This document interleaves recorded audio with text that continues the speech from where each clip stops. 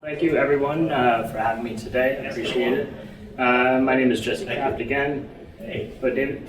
I'm going to give a brief presentation. I have absolutely nothing prepared, so I'm just going to dive right into it on Mako die shells and the essential stage between model and metal. And hopefully by the end of this you'll see that that's true, that these are an essential stage in this process. So I only have one slide that actually has any verbiage on it, and it's just a brief kind of update on the A&S acquisition of the Medallic Art Company archives and collection. I didn't have anything to do with the actual acquisition of it, but have had a lot to do with the repatriation of those objects back to New York City and the cataloging of it. So in 2018, the American Numismatic Society purchased the Medallic Art Company archives at a bankruptcy auction. There was kind of three different components to the collection. The metals and the paper archives, they came to New York City and have been there since 2018. Then there was the dies themselves, the things that strike the metals, and they went to Wisconsin and have been there ever since.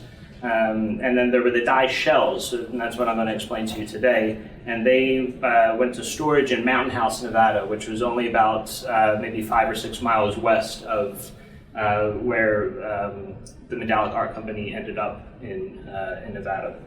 And then finally, in July of this past year, the die shells, again, that's what I'm going to be talking about today, we brought them back to New York City, where a lot of them actually were made because the Medallic Art Company began in New York City circa 1907, and then went to Connecticut, then to Sioux Falls, North Dakota, and then finally to Nevada, so we were able to bring them back home. So this gentleman here is working in the Medallic Art Company facilities. This is circa 1950, and he is pulling out a die shell just after its production. A die shell, just for those who don't know, they're one of the most understudied aspects of the medallic art and coinage production process. So a lot of people might not even know what they are. So the way that a metal and coin is made, or at least throughout most of the 20th century, the 1900s, is that a sculptor or sculptress created a model of it out of wax or clay, usually very large, from a few inches to several feet in diameter, as you can see. And through a series of processes, they went from this kind of soft stage then into a plaster model, and then finally into these die shells. And then once they were in the die shell format, which was a material that was hard enough, it could be put on the Janvier reduction machine. And this amazing machine, which we'll get to, actually traced the design of the metal or coin and then replicated it at a smaller scale onto a very hard piece of die steel that can then be used to strike the coin or metal. So that's what a die shell is. It's kind of this crucial stage in the reduction process to get from a giant model down to a die. This is also in the Mako facility. Here you can see a couple large die shells, as well as a giant bronze plaque for like a bridge or some sort of large monument that they're pulling out. So they did all sorts of large electrotyping and plating there. Here you can see to the right is the large die shell on a Janvier reduction machine, and then to the left you can see that same design being engraved into the die. So that's the Janvier in action. This is a Paul Manship medal. I think this was in 1948. Here you can see a gentleman. This is the reverse of the same medal, that Paul Manship medal, and you can see a gentleman inspecting. I'm not sure exactly what's happening, but he's inspecting the die shell as it continues to trace. Here's another medal, but again, just getting an idea of this machine. Prior to the introduction of this machine, there were earlier versions of a pantograph like this, but the Janvier itself was kind of the first that was used in the industrial age. They made enough of them and were able to distribute them around the world that they actually made a major impact on the way that coins and metals were produced. Prior to that, most coins and metals were hand engraved into a die at a 1-to-1 scale. Again, there were earlier versions, but this is the first, or this is the version that really changed the way that most coins and medals were made throughout the 20th century. Here's a later version. That is not, I do have a very large die shell. I didn't bring that one, but you can see this is again in Medallion Art Company with a large die shell being reduced onto with a more modern pantograph machine. As the stylus traced around, it actually left a groove on it, so you can actually tell which die shells were used for production and which weren't. This is the 2009 Victor David Brenner. It's actually the Wheat Centennial Medal that's produced by Mark Slepkorst and Dick Johnson. And you can see the image on the right. You can see the center mark just to the left of just to the left of the eyeball, and then this kind of spiral. Engraving that spirals out from that, much like a record player or a record, vinyl record. So it goes from the inside to the outside? Correct, from the inside to the outside. I have found one really early pre-Janvier die shell that actually went side to side and traced it that way. I think it's from the early 19th century. But yeah, the Janvier went in a circular from the inside out. This is Rob Vigdeveen. This is obviously a very modern picture. Rob, I would like to thank him again. I have many times both in print and on video for helping us not only in 2018 when we first purchased the acquisition, but also I did spend 2 weeks in Nevada in this past summer in 2021. And Rob was absolutely essential in helping the American Numismatic Society repatriate the die shells back to New York City. He is standing in front of the die shell shelves as they were in Nevada, and you can see the die shells to the left and the dies to the right. Here's a kind of a close-up of the die shells on the shelving, and then to the right is, at the time she was the executive director, but now the president, the A&S Ute Wartenberg, working in Nevada when we first purchased the collection in 2018. And you can see the die shells, I mean, they aren't numismatists. They were production, as a factory, so they're literally just thrown on the shelves. I mean, there's no numismatic care taken to these. So it's really interesting. In fact, this image to the left is a little even more gruesome for us numismatists to look at, but don't worry, they're being properly taken care of now.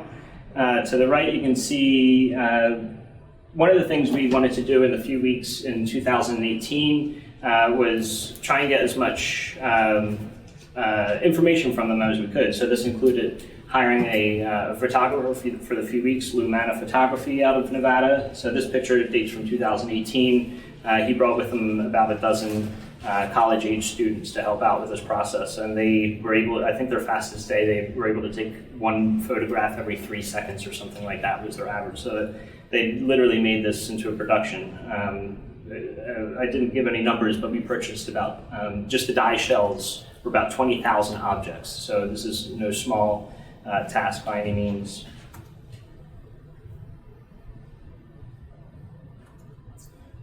This is how they were when I found them. This picture to the left is one half of the room. That shelving, the blue shelving, was the shelving that you saw in the previous picture. Now it's all disassembled, and the die shells and the boxes to the right are now boxed up. On the picture to the right, this is the other half of the room. Rob and I had already started working on it, but this is Rob and myself in 2021 working things out. Again, about 20,000 die shells. It was just under 1,000 boxes. I think it was like 76 pallets, which equates to 3 tractor trailers. So it was a lot of fun. This is kind of everything again. You can see one of the boxes open with some epoxy die shells there on the right. There's kind of some panoramic views. This is literally the last box being loaded onto the truck on its way back to New York. We were able to find storage in Brooklyn. This is the first truck being backed up into a very, very, very tight loading dock in Brooklyn. I literally wasn't even sure if the truck was going to fit down the road until the truck fit down the road, and I was very happy that it did. So there's some images of me loading that, or backing that truck into place. One of the first boxes, this is Peter Van Alphen, John Thomason, and myself relaxing, trying to recuperate after the last load was finally put into place. And that's basically it for the PowerPoint, but I did bring in quite a few die shells themselves that I'd like to just kind of go through. I'm going to put on gloves real quick because they are quite dirty. I was touching some already and my hands are a little filthy, so I'll put on some gloves. I'm just going to go down the line over here and just kind of explain the different types of die shells. So I would say about 2/3 of the die shells are of this type. There were copper or some nickel or copper and then nickel plated die shells. This one dates from 1928 and is actually the 25th anniversary medal for the Medallic Art Company. And I chose this one in particular because it actually has a Janvier pantograph on it with a die shell being reduced. So it's quite meta, if you ask me. So this is, about 2/3 of them are of this. These are galvanos. They were done through the electroplating process, which is a very complicated process. A lot of people call die shells galvanos, and to some degree that's true, even though there are many galvanos that were never used as die shells, and then there are die shells that are made out of other types, as you'll see. So not all die shells are galvanos, and not all galvanos are die shells. I brought in this piece to show that even though they are metallic and big and sturdy, they can indeed break. Very few of the copper pieces broke. This one here is from 1931. I didn't break it, so don't worry. This is how I found it. But they can indeed break. I mean, they're still, quite fragile products. So they used that process from 1907-ish when they started until the mid-70s when they transitioned to this epoxy type. This is made out of PVC. This is the same design but with different wording down here as the first one you saw. So again, it still has that Janvier pantograph on it, reducing the metal. I found quite a few of these that kind of combine the two.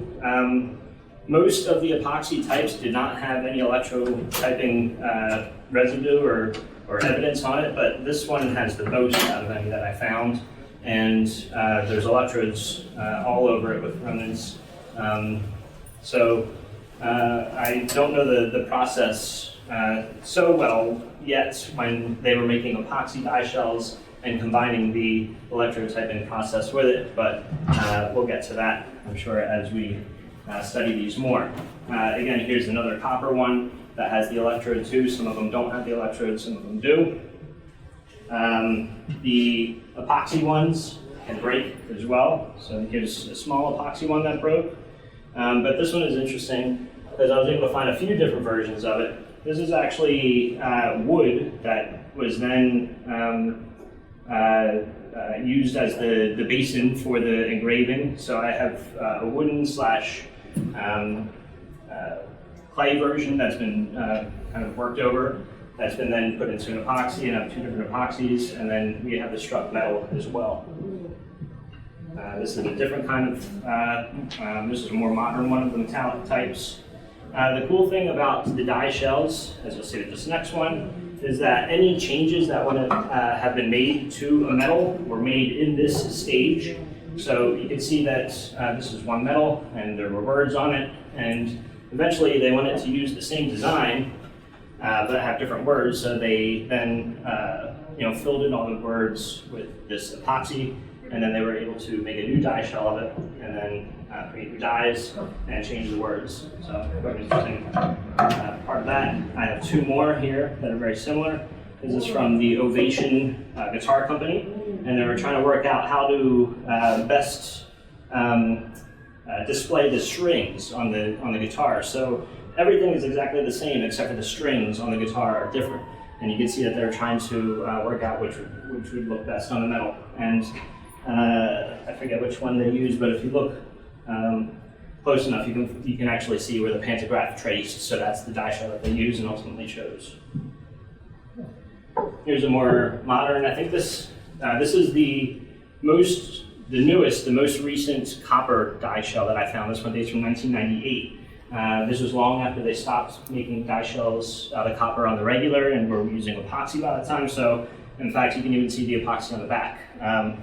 I think that this might be like a transitional piece, because shortly after this they went to not copper but a zinc coated epoxy, which we'll get to. So I think this is something like a transitional piece between, you know, trying to just figure out something different than epoxy.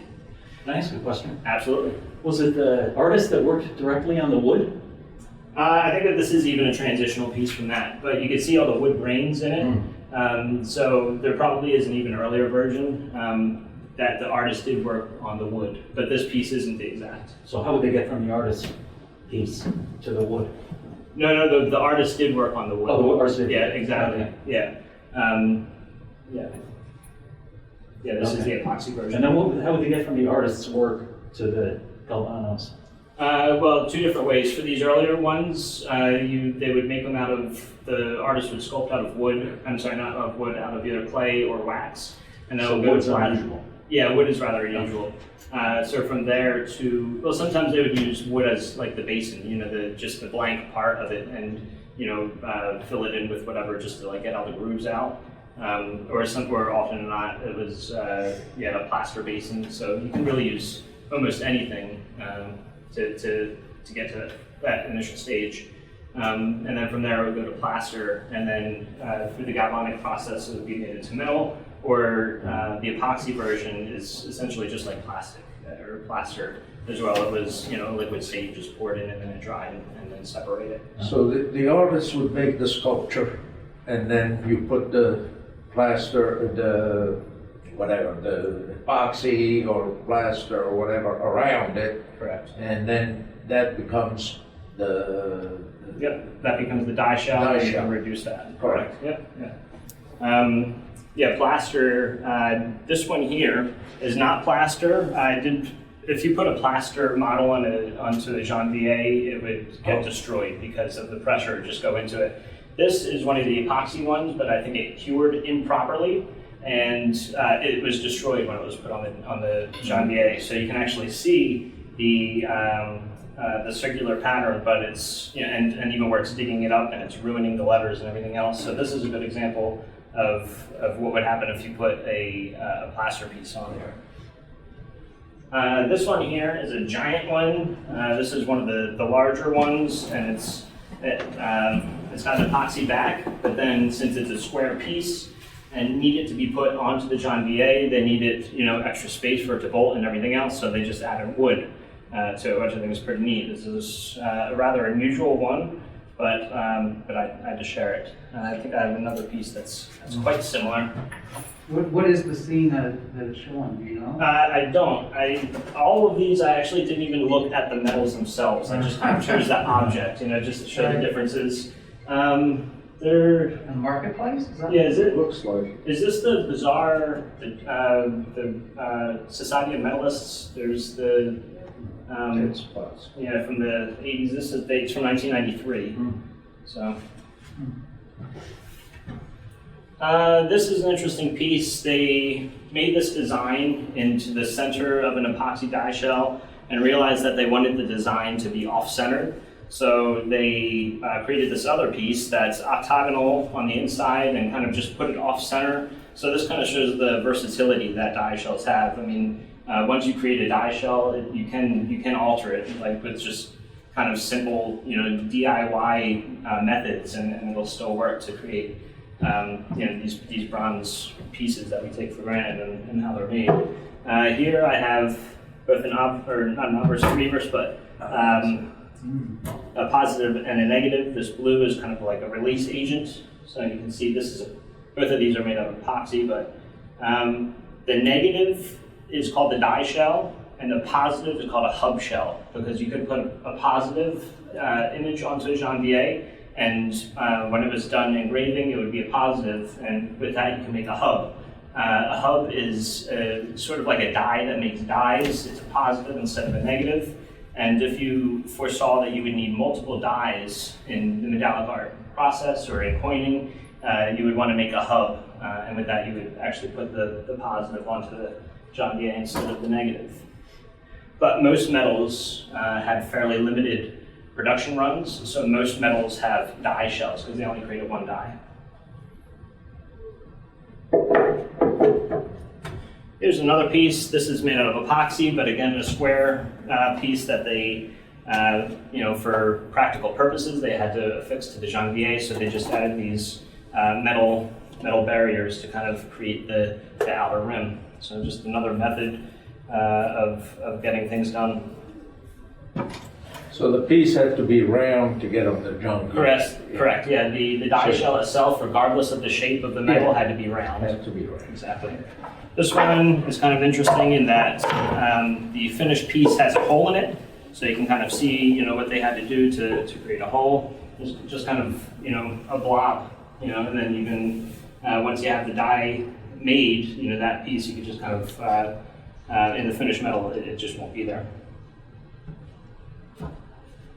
So after about the year 2000, 2001, they went to a different version outside of the epoxy. These are still a very, very hard epoxy, but not the same kind as PVC, something harder. But then they even put a zinc plating over it. So this is,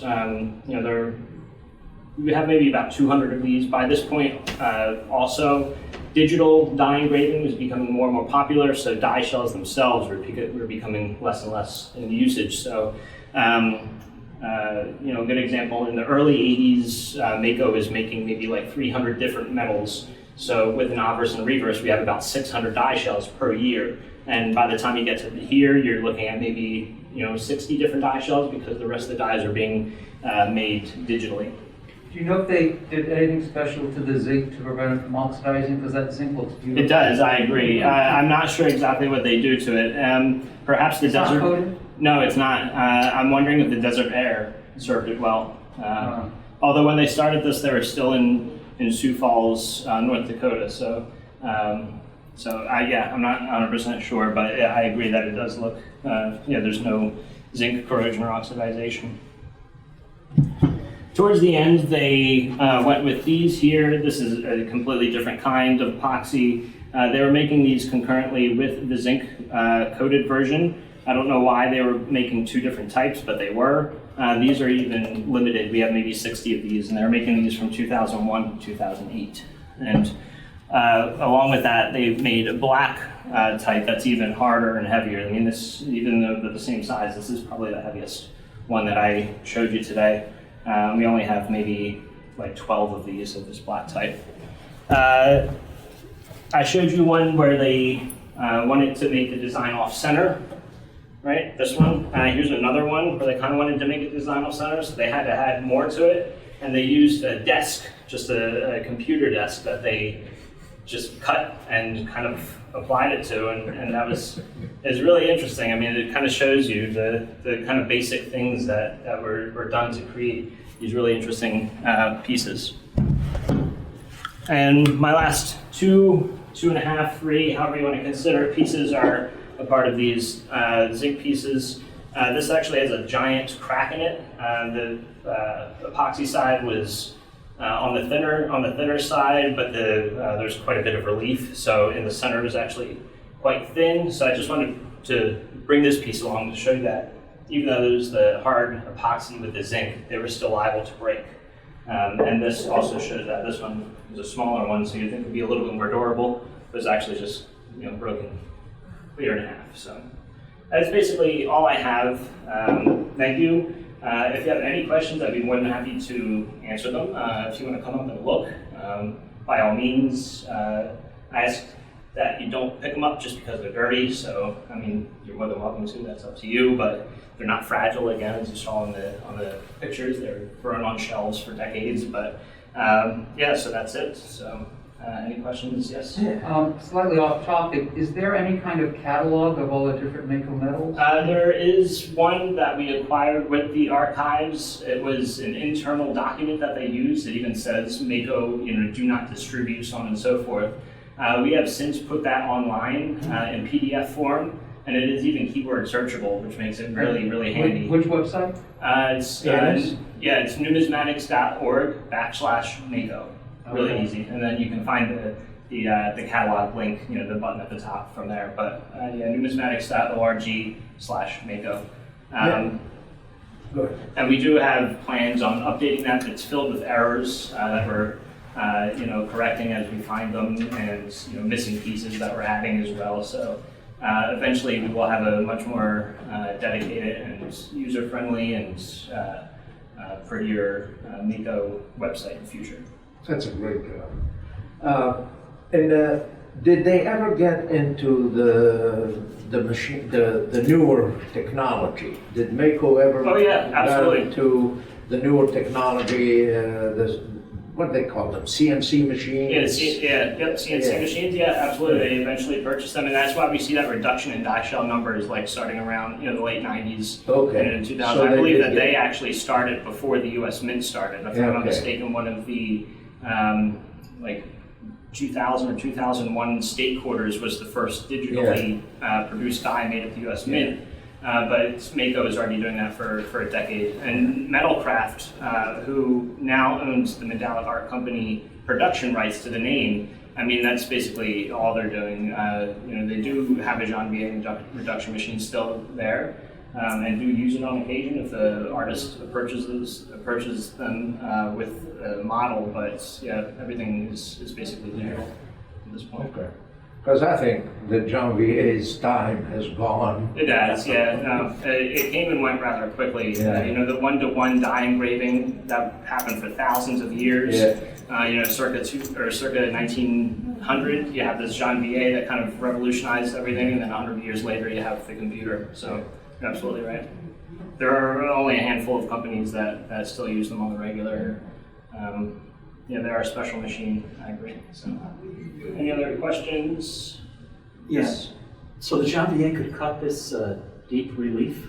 Oh yeah, absolutely. The Jean Vier could actually even cut in three-dimensional rounds. Yeah, people use them for sculpture. Yeah, in fact, the opposite side of this medal shows a person using the three-dimensional version of it, and kind of It's a different version. Yeah, exactly. If you had a positive, you can create a negative. If you wanted it, if you wanted the bust facing in the opposite direction, it'll actually engrave in the opposite direction than what the die shell is. So it was quite versatile. And it's all mechanical. It's amazing. Yeah, it really is. And it was always run by electricity? I saw there was a kind of on and off switch on the Right. show. I don't know. By 1900, pretty much things were all. Yeah, and there were earlier versions. There's like the U.S. Mint and what was called a Contamine pantograph, and another one called a Hill pantograph. And they were pre-electricity, so they didn't. They were probably steam powered. And then James Watt of Bolton and Watt in Soho, he didn't create the pantograph. I mean, the idea of a pantograph itself had been around for You millennia. just turn it on and you don't have to do anything? Yeah. Turn it on, you just So that's the thing is that, it takes hours to do Yeah. that. So you want to turn it on and come back later. Yeah, like an average size piece would take about 30 It's a hours. slow process? Yeah. So it catches everything. Yeah. And this is, some things that had to have been engraved, 2-3 times on it. This is the stage where you get double dies too. If, it engraves at one thing and then it shifts a little bit, the second engraving will be the double die. So this is, kind of a crucial, aspect for just the way that we even collect coins. I mean, double dies wouldn't exist without these. Well, I think most of the double dies we see is from the hub. Right, for the yeah. die. Right, exactly. But I mean, you can, hub shells and die shells are one and the same, and the hub is put on the Jean Vier. But it's, when the hub shell is being created rather than the die shell itself, because, the U.S. Mint, they make so many dies that they create a hub. So they do have a hub shell, but it's during this reduction process is when you see it. Any other questions, comments? Yes? Jesse, is it going to be your job now to go through all these boxes? Yeah, One by one? so far I Document? have gone through, I've opened up the epoxy pieces because they were the least organized when we brought them. In 2018, when they went through them, they unfortunately ran out of time, so all the pieces could not be photographed. So the epoxy die shells are the least kind of understood, least documented by us, so I kind of dove into those first and have unboxed all of them and put them back into order. Everything is completely out of order too, aside from whether they're copper or epoxy. That's the granularity of it. So I put them back. I want to get them in order because I am finding variations, and each die shell is telling a story about how these metals were made, especially when you get into pieces with variations and, them changing letters and inscriptions. So each of these really do have their own individual stories, as well as that kind of singular story as a die shell. So yes, I am going through them, and yes, it's going to take a long time. But, So you've lost your nice, comfortable job I downtown, or warehouse. only 1 day a week. I go to Brooklyn okay. 1 day a week, so Okay. it's still nice and cushy for every other day of the week, except for Thursdays is a grueling long They day. call that job security. Yes, Yeah. indeed. Did you find all of these by going through the boxes, or did the people who photographed them? say- No, these are the result of going through the boxes. So that's why, since I went through the epoxy die shells first, most of these are more of the recent types. I've only brought in a few of the earlier ones. So that's why a lot of these are the more modern ones, because I just kind of found them, while unboxing them. Yeah. Any other questions? You're more than welcome to come up and look at them with a closer eye, or however you want to do it. It's fine. Super. Well, thank you. Thank you very much.